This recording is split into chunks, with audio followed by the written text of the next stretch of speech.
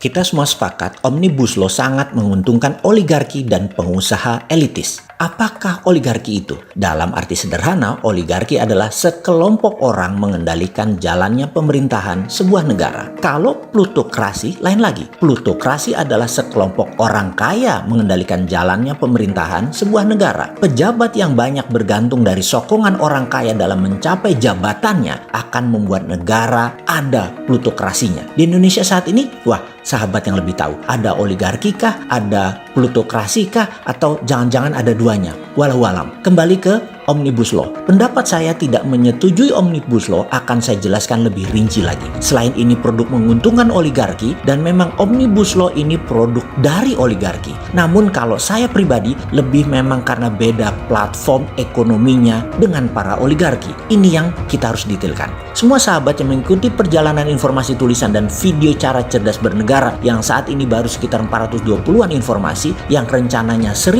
video pasti sangat mengenal bahwa saya sangat pro swasta dan swastanya pun UKM. Platform ekonomi bernegaranya beda jauh dengan cara pejabat negara saat ini juga pejabat negara sebelum ini yang memang arahnya heavy on government dalam tanda petik. Jadi ujung tombaknya adalah BUMN. Sementara platform ekonomi MMT, Modern Monetary Theory, adalah akan mengurangi peran BUMN. Jadi begini melihatnya. Kalau ada chart di depan kita, gambar chart itu dibagi dua. Yang sisi kiri sosialis, yang sisi kanan kapitalis. Lalu belah dua chart tadi, sosialis dan kapitalis tadi dengan upper piramid dan bottom of pyramid. Maka sisi kiri adalah sosialis elitis, yaitu yang saat ini adalah para BUMN, dan sisi kanan adalah kapitalis elitis, yaitu para oligarki. Di sana jelas posisi mereka, dan Omnibus Law itu adalah produk yang menguntungkan upper of pyramid, yaitu para elitis. Mereka hanya 10%,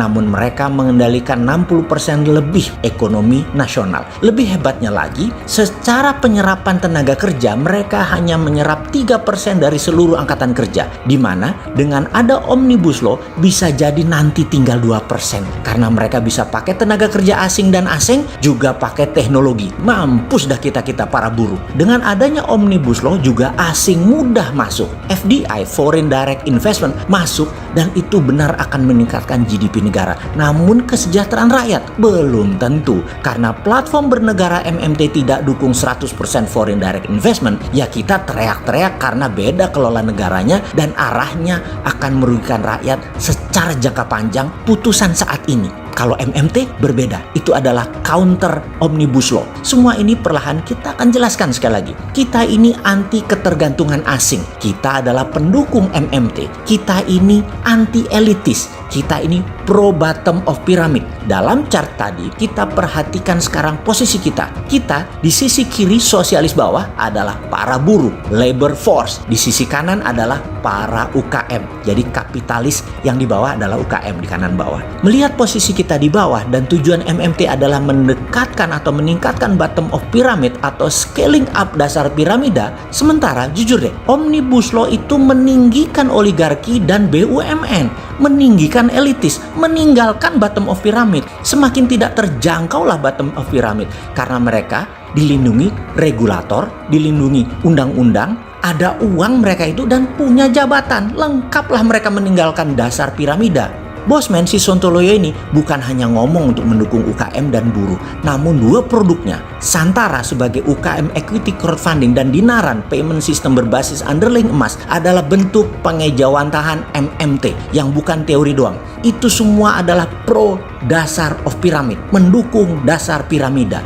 Jadi secara platform ekonomi bernegara MMT yang dianut Bosman dan kaum Sontoloyo memang meneriakkan untuk menunda atau membatalkan Omnibus Law bukan tanpa alasan atau tanpa ilmu. Ada, MMT mendemokratisasi pasar atau market dengan free trade atau pasar bebas, juga dengan fair trade, pasar berdasarkan keadilan. Omnibus Law bercita-cita menurunkan biaya produksi dengan menekan nilai buruh, di mana itulah syarat ekonomi berdasarkan peningkatan PDB ala Tiongkok yang memang bikin silau banyak pejabat negara saat ini. Harga buruh harus rendah, haknya harus dibatasi, geraknya harus dibatasi. Ini menabrak kelompok serikat pastinya. Jadi ada baiknya didiskusikan ulang. atau dicabut dulu. Sementara di kelompok UKM yang karyawannya di bawah 50 orang yang ternyata menyerap 97% angkatan kerja nasional tidak mendapatkan porsi wajar, malah oligarki dibelain, malah asing FDI dibelain, malah tenaga kerja asing dibelain, malah tanah air dikeduk dipermudah, dana asing untuk orang asing dipermudah. Kalau semua ini benar, maka cara bernegara kita beda. Keputusan Omnibus Law pantas menimbulkan keresahan, pantas hanya sebagian rakyat saja yang sejahtera, pantas banyak yang tidak terakomodir. Mungkin banyak pejabat di atas sana dalam perjalanan kehidupannya minum kopinya kurang pahit, mainnya kurang jauh, temennya kurang banyak. Monggo bos, itu yang demo didatangi dan jadikan teman. Biar banyak temannya, bukan yang kinclong-kinclong wajahnya karena terawat, yang berkantong tebal di sekitar istana doang temenmu.